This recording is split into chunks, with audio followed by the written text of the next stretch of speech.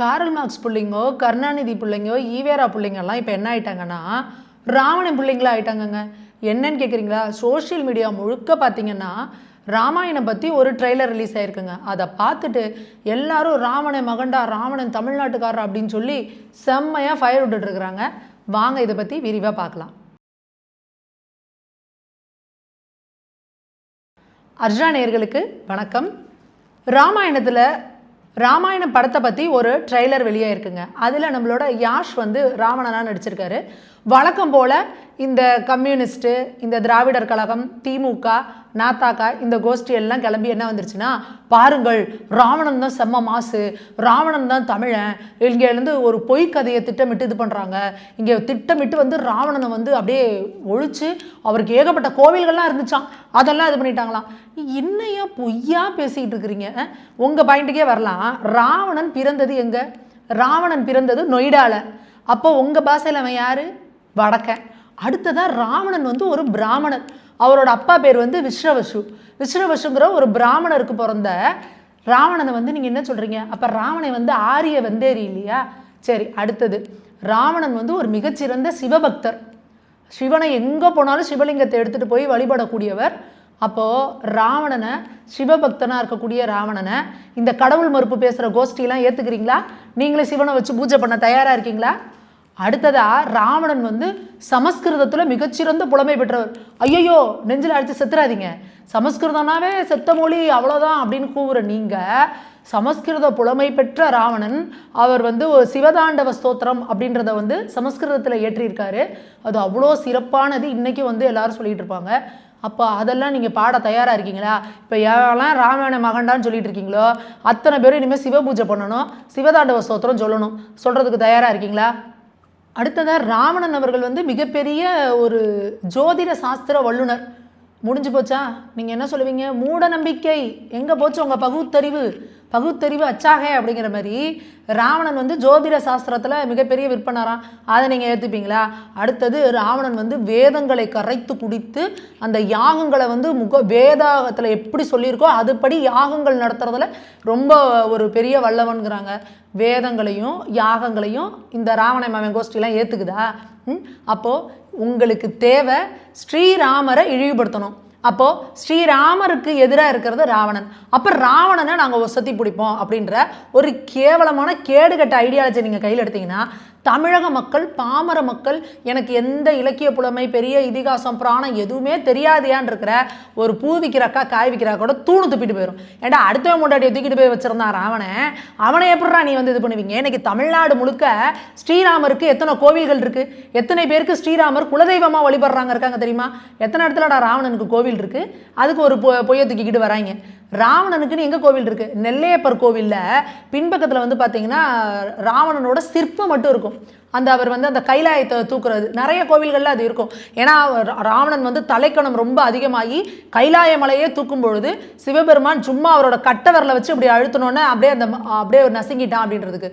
நெல்லையப்பர் கோவிலில் இப்போவுமே கூட பெண்கள் வந்து அந்த சிலைகிட்ட போய் வணங்க மாட்டாங்க ராவணனை. அந்த லட்சணத்தில் இருக்கிற நீங்கள் என்ன பேசுகிறீங்க? அதாவது ராமாயணத்தில் ஸ்ரீராமரை விட ராவணன் எல்லாத்துலேயும் சிறந்தவன். ஒரு பெரிய தேசம் வச்சிருக்கான், அவன்கிட்ட புஷ்பக விமானம் இருக்குது, மிகப்பெரிய சிவபக்தன், மிகப்பெரிய பலசாலி, மிகப்பெரிய படை கொண்டவன், இவ்வளோவும் கொண்டவன். ஸ்ரீராமர் வந்து தேசமே இல்லாமல் வனவாசம் வந்திருக்கிறாரு. அவர்கிட்ட ஒரு போர் படையில் கூட யாரும் கிடையாது, வெறும் வானரங்களை தான் வச்சுருக்காரு. ஆனாலும் கூட நீ எவ்வளோ பெரிய வல்லவனாக இருந்தாலும், நீ எவ்வளோ பெரிய சிவபக்தனாக இருந்தாலும், நீ எப்பேற்பட்ட திறமைசாலியாக இருந்தாலும் நீ அதர்மத்தை செஞ்சினா அழிஞ்சு தான் போவ அப்படிங்கிறது தான் ராமாயணத்தோட தத்துவம். அடுத்து கிளம்பி வராங்க, ஐயோ பாருங்கள் சீதையை தூக்கிட்டு போனால் கூட கண்ணியமாக நடத்தினா ராவணன் தான் கண்ணியம். ஏண்டா பொறுக்கிங்களா? அடுத்தவன் முண்டாட்டியை தூக்கிட்டு போகிறவன் கண்ணியம்னாடா? தூக்கிட்டு போய் நீ என்ன பத்திரமா வச்சுக்கிறதா? அந்த அம்மாவே அவன் புருஷன்கிட்ட பத்திரமா இருக்கிறதா? நீ எதுக்கு தூக்கிட்டு போன? ராவணனுக்கு ஒரு சாபம் இருக்கு. அவன் என்ன செய்யறா? அவனுக்கு வந்து ஒரு பெண் வந்து சாபம் விட்டுறாங்க. ராவணனோட வேலையை அழகான பெண்களை தூக்கிட்டு போய் அவங்கள மானபங்கப்படுத்தி கற்பழித்து இது பண்றது. அப்ப அந்த பெண் சாபம் விடுறா. இனி எந்த பெண்ணோட அனுமதி இல்லாம நீ தொட்டினாலும் உன் தலை வெடிச்சு சதறிடும்ன்ற சாபம் ராவணனுக்கு இருக்கு. அதனால சீதையை தூக்கிட்டு போய் வச்சிருந்தாலும் சீதையை நெருங்காம அவர் வந்து அம்மா கிட்ட அந்த அம்மாவை வந்து ஏமாத்துறது, அவங்களை ஏதோ தாச்சா பண்றது, என்னமோ செஞ்சு அவன் வந்து இது பண்ணிட்டு இருக்கிறான். அப்போ ராவணன் யோகியனாடா, என்னடா பொறுக்கி பயிலுக மாதிரி பேசிக்கிட்டு இருக்கிறீங்க. இது எப்படி இருக்குன்னா, ராவணன் ரொம்ப கண்ணியவானுங்க. ராமரோட பொண்டாட்டியை தூக்கிட்டு போய் அசோகவனத்தில் வச்சிருந்தாங்க. கண்ணியவான் ஏன்டா அடுத்தவன் பொண்டாட்டி தூக்கிட்டு போகிறான்? அனுமதி இல்லாமல் அந்த பொண்ணை ஏன் தூக்கிட்டு போனீங்க நீங்கள்? அடுத்ததான் ராமரை பற்றி சொல்கிறாங்க. ராவணன் வந்து அடுத்தவன் பொண்டாட்டியை கூட்டிகிட்டு போனாலும் கண்ணியமாக வச்சுருந்தாரு. ஆனால் ராமர் பாருங்க, பொண்டாட்டி வந்தோன்னு நம்பிக்கை இல்லாமல் அந்த அம்மா மேலே சந்தேகப்பட்டு தீ குளிக்க சொல்லிட்டாருங்க. நீங்கள் ஒரு விஷயத்தை புரிஞ்சுக்கணும். ஸ்ரீராமர் ஆண்ட காலத்துலலாம் மன்னர்கள் பலதார முறை இருந்தது. நீங்கள் ராஜராஜ சோழன் அவர்களுக்கே சொல்லுவோம், அந்த புறத்தில் ஒவ்வொரு நாட்டில் மன்னர்கள் கூடயும் ஒரு ஒப்பந்தம் போடும்பொழுது அந்த வீட்டு பெண்ணை கல்யாணம் பண்ணிட்டு வருவாங்க. அந்த புறம் நரக்க மனைவிகள் வச்சிருக்கிறது வரலாறு உண்டு. அப்படி இருக்கப்போ ஸ்ரீராமர் வந்து சீதை காணா போயிட்டாங்க. நம்மளே வனவாசத்தில் இருக்கோம். சரி, எங்கேயோ போயிட்டு அந்த பொண்ணு, நம்ம போய் இன்னொரு கல்யாணத்தை பண்ணிட்டு நம்ம பாட்டுக்கு போவோம். இருந்திருக்கலாமா இல்லையா? அவர் எதற்காக அவ்வளோ தூரம் தேடி வந்து ஒவ்வொரு இடமா படையை திரட்டி, வானர படைகளை திரட்டி கடல் தாண்டி இருக்கிறாங்கன்னு தெரிஞ்சு கடலில் ஒரு பாலத்தை கட்டி போய் அந்த அம்மாவை மீட்டுட்டு வர்றாரு. பொண்டாட்டி மேலே சந்தேகப்படுறவன் அவ்வளோ தூரம் கஷ்டப்பட்டு போய் மீட்டுட்டு வருவாங்களா? என்னையா பொறுக்கித்தனமாக பேசிகிட்டு இருக்கிறீங்க? அதில் சொல்கிறது என்னன்னா, நீங்கள் இல்லை எங்களுக்கு புரியல. இந்த ராமாயணம் மகாபாரதம்லாம் கடவுளை நம்புறவங்களுக்கானது. நாங்கள் ஸ்ரீராமரை நம்புகிறோம், அதனால நாங்கள் அதை படிக்கிறோம். நீ இதை நம்புறியா? சீதை அம்மா வந்து பூமியிலேருந்து தோன்றினவங்க, பூமாதேவியோட அம்சம்னு சொல்லுவாங்க. அதே போல் இந்த நெருப்பில் இறங்குறதுங்கிறது வந்து அந்த காலத்தில் பெண்கள் வந்து அப்படியே நெருப்புக்குள்ளேயே இறங்கி அக்னி பிரவேசம்ன்றதை செய்வாங்க. அப்படி அவங்க தப்பு எதுவும் செய்யலைன்னா அக்னி தேவனை அவங்களை சுடமாட்டாங்க அப்படின்றது ஒரு ஐதீகம். திரௌபதி அவர்கள் வந்து ஒவ்வொரு முறையும் வந்து தன்னை அக்னி பிரவேசம் பண்ணி அவங்க வெளியில் வருவாங்கன்னு சொல்லுவாங்க. அதனால தான் அந்த அம்மாவுக்கே வந்து தீப்பாஞ்சி அம்மன் அப்படின்னு சொல்லி ஒரு பேரும் இருக்குது. அம்மா வந்து அக்னி சுடாது, அக்னியில் தன்னை சுத்தம் பண்ணிக்குவாங்க அப்படின்னு சொல்லுவாங்க. இன்றைக்கும் கிராமங்களில் நீங்கள் ஏதோ ஒரு பொய் சொல்லிட்டீங்க, உங்க மேலே ஒரு திருட்டு பழி ஏதோ ஒன்று விழுந்துருச்சுன்னா உங்களை நிரூபிக்கிறதுக்கு நான் நெருப்பில் இறங்கி நான் நிரூபிக்கிறேன்னு சொல்லி தீ மிதிப்பாங்கங்க. இன்னைய வரைக்கும் கிராமத்தில் வழக்கம் இருக்கு. இன்னைக்கு வரைக்கும் கிராமத்தில் கையில சூடம் ஏற்றுவாங்க. சூடம் ஏற்றி சத்தியம் பண்ணுன்னு, சூடம் ஏற்றி சத்தியம் பண்ணா நீ உண்மையாலுமே பொய் சொல்லியிருந்தனா உனக்கு சுடும். இன்னைய வரைக்கும் நம்மகிட்ட நம்பிக்கை இருக்குல்ல. அப்போ வந்து ராமன் வந்து சந்தேகப்பட்டது பண்ணாங்க. சீதை அம்மா தன்னை நிரூபிக்கிறதுக்காக தீயில இறங்கினாங்க. அப்போ நீங்க இதெல்லாம் இவ்வளோ இதாக பேசுறீங்கன்னா, ஒரு பக்கம் என்ன உருட்டுறீங்க, ராமர்னு ஒருத்தர் கிடையவே கிடையாது, அது கற்பனை பாத்திரங்கிறீங்க. இன்னொரு பக்கம் ராவணன் தமிழன், நாங்கள் ராவணனை கொண்டாடுவோம். ஏதோ ஒரு பக்கமா உருளுங்கயா. அப்போ ராவணனை நீங்க ஏத்துக்கிறீங்கன்னா ராமரை ஏத்துக்கிறீங்களா? ஸ்ரீராமரை ராஜேந்திர சோழன் வந்து திருவேலங்காடு செப்பேட்டில் குறிப்பிட்டிருக்கிறாரு. நாங்கள் வந்து ஸ்ரீராமர் தோன்றிய இஸ்வாகு குலத்தவர்கள் அப்படின்னு சோழர்கள் தங்களை சொல்லிக்கிறாங்க. அப்போது நீங்கள் ஸ்ரீராமரை யார் வந்து இங்கே குலத்தோன்றவர்கள், யார் நமக்கு ஆனவங்க அப்படிங்கிறத நீங்கள் புரிஞ்சுக்கணும். தமிழக மக்களை முழுக்க முழுக்க குழப்பணும், ஏதோ ஒரு பிரச்சனையை உண்டு பண்ணணும் அப்படிங்கிறது தான் இன்றைக்கி இங்கே இருக்கிற அத்தனை பேருக்குமே ஒழிஞ்சு. மற்றபடி ராவண மேலெல்லாம் இவங்களுக்கு ஒரு கர்சனமும் கிடையாது.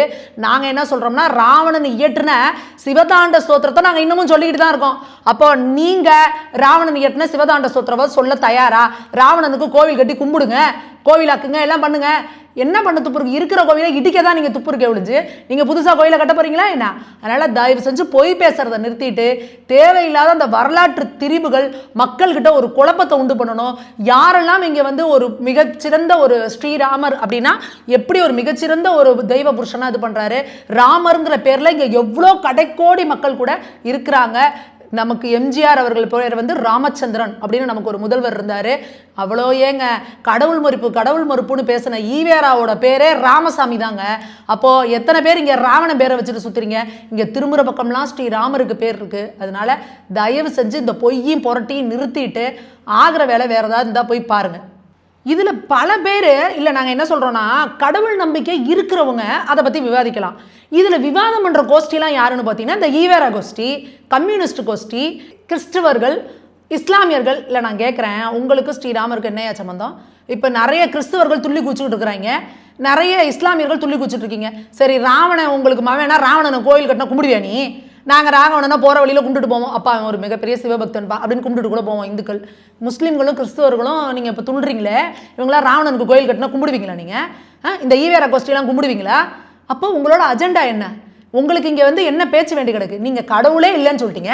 அப்புறம் இங்கே என்ன எங்களோட இதிகாசங்கள்லையும் புராணங்கள்லையும் எங்களோட நம்பிக்கைகளையும் உள்ளே பூந்து குழப்படி பண்ணுற வேலையும் கும்மி அடிக்கிற வேலையும் நீங்கள் ஏன் பார்க்குறீங்க? அப்போ நீங்கள் வந்து என்ன பண்ணுறீங்க? உங்களோட மதம் சார்ந்து இதே போன்ற விமர்சனங்களை வைக்க நீங்கள் தயாரா? உங்களோட இதில் ஏகப்பட்டது இருக்குது. உங்களோட பைபிளில் சொல்லப்பட்டிருக்கிறதாகட்டும், இதே போல் உங்களோட குரானில் சொல்லப்பட்டதாகட்டும், ஏகப்பட்ட முரண்கள் இருக்குது. அத்தனையும் நாங்கள் விமர்சிக்க தயாராக இல்லை. ஏன்னா 5000 ஆண்டுகளுக்கு முன்னாடி, 1000 ஆண்டுகளுக்கு முன்னாடி, 2000 1000 ஆண்டுகளுக்கு முன்னாடி இங்க இருந்த நிலைமையே வேற. அப்ப அந்த காலத்துல எழுதப்பட்டிருக்கு, அதை நீங்க ஒரு புனித நூல்னு நம்புறீங்கன்னா, எங்க தர்மம் எங்களுக்கு என்ன சொல்லி கொடுத்துருக்குன்னா, புனித நூல் அப்படின்னா அதை போற்றி வணங்கணும், அதை நாங்க வணங்குறோம். ஆனா நீங்க சம்பந்தம் இல்லாம வந்து எங்களோட தலையிட்டீங்கன்னா அப்ப திருப்பி கேட்க வேண்டிய இடத்துல நாங்களும் இருக்கோம். ஏன்னா நாங்க என்ன ஆயுதத்தை எடுக்கணும்ன்றதை நீங்க தான் முடிவு பண்றீங்க. அதனால தயவு செய்து இதுல வாழாடிட்டு இருக்கிற கிறிஸ்தவர்களும் முஸ்லிம்களும் தயவு செஞ்சு ஓரமா போயிருங்க. இதுல உங்களுக்கு சம்பந்தமே கிடையாது. ராமரையா இருந்தாலும் ராவணனையா இருந்தாலும் அதை பத்தி பேச உங்களுக்கு அருகதை கிடையாது. அப்படின்னா முதல்ல உங்க மதத்துல இருக்கக்கூடிய விமர்சனத்துக்குரிய எல்லாத்தையுமே முதல்ல பப்ளிக் எடுத்துட்டு வாங்க, டிபேட் பண்ணுங்க. அதுக்கப்புறம் மித்த எல்லாத்தையும் பார்ப்போம். அடுத்து இந்த ஈவேரா கோஷ்டி, இந்த கார்ல் மார்க்ஸ் கோஷ்டி, இந்த கம்யூனிஸ்டுகள் இருக்காங்க பாருங்க. இப்ப நீங்களே சாமியே இல்லைன்ட்டீங்க, அப்புறம் என்னப்பா உங்களுக்கு எல்லாம் பிரச்சனை? நீங்க எதுக்குப்பா வந்து இதை வச்சு இது பண்ணிட்டு இருக்கிறீங்க? அப்போ நீங்க எல்லாம் கடவுள் மறுப்பு பேசல, இந்த கடவுள் மறுப்பை தான் பேசுறீங்க. நீங்க அதே போல இஸ்லாமியத்திலே கிறிஸ்தவத்திலே இருக்கக்கூடிய இது போன்ற விஷயங்களை நீங்க வந்து பொது வெளியில வச்சு விமர்சிக்க தயாரா இருக்கீங்களா? இதை வந்து பேச தயாரா இருக்கீங்களா? அப்படின்னா கிடையாது. உங்களால் அப்படி பேச முடியாது. ஏன்னா இந்துக்கள் போல அவங்க அமைதியாக பொறுமையாக இருக்க மாட்டாங்க. நீங்கள் பேசுனீங்கன்னா அடுத்து ஏதோ அந்த ஒரு மணிரத்னம் அவர்களே படம் எடுத்தப்போ என்னாச்சு, அவர் வீட்டில் குண்டு வெடிச்சது, பெட்ரோல் குண்டை வீசிட்டு போனாங்க. அந்த அளவுக்கு தான் உங்களோட சகிப்புத்தன்மை இருக்குது. உங்களோட சகிப்புத்தன்மை சகோதரத்துவம்லாம் நீங்கள் யாருக்கு பாடம் எடுப்பீங்க? இந்துக்களுக்கு தான். இந்துக்களுக்கு அது நிறையாவே இருக்குது. அதனால் இந்த வெத்து கோஷம் போடுறதை விட்டுட்டு உங்களோட வேஷம் கலைஞ்சிருக்கு. நீங்கள் வீடியோ போட்டிருக்கீங்கல்ல, வீடியோ போட்டிருக்கவங்கள தயவு செஞ்சு உங்கள் கமெண்ட்டில் போய் பாருங்கள். மக்கள் வண்ணமாக கழுவி ஊற்றிருக்காங்க உங்களை. அதெல்லாம் நீங்கள் படிப்பீங்களா என்னன்னு கூட எங்களுக்கு தெரியல. அதனால் தயவு செஞ்சு இந்த ராவண மவண்டான்னு திரியிறவங்க ரெக்கையை தூக்கிட்டு திரியிறீங்க பாருங்கள், நீங்கள் எல்லாரும் முதல்ல போய் சிவனை வழிபாடு பண்ணுங்கள், சிவஸ்தோத்திரத்தை சொல்லுங்கள் ராவணனோடத, அதுக்கப்புறம் வந்து ராவண மவண்டான்னு சொல்லுங்கள், நாங்கள் ஒத்துக்கிறோம். மக்களே, நீங்கள் உங்களோட பகுதியில் ஸ்ரீராமர் பற்றின கோவில்கள் எத்தனை இருக்குது, ராமர் பேர் கொண்டவங்க எத்தனை பேர் இருக்கீங்க? அதே போல் நிறைய பேர் வந்து போனதில் நான் பேசியிருந்தப்போ கமெண்ட்டில் சொல்லியிருந்தீங்க ஸ்ரீராமர் வந்து எங்களுக்கு குலதெய்வமாகவும் இருக்காருன்னு சொல்லியிருந்தீங்க. அது பற்றின உங்களோட கமெண்ட் எல்லாத்தையுமே தெரிவிங்க. நாம் அடுத்த ஒரு வீடியோவில் தெளிவாக அதை பற்றி பேசலாம், விரிவாகவும் பேசலாம். நன்றி, வணக்கம்.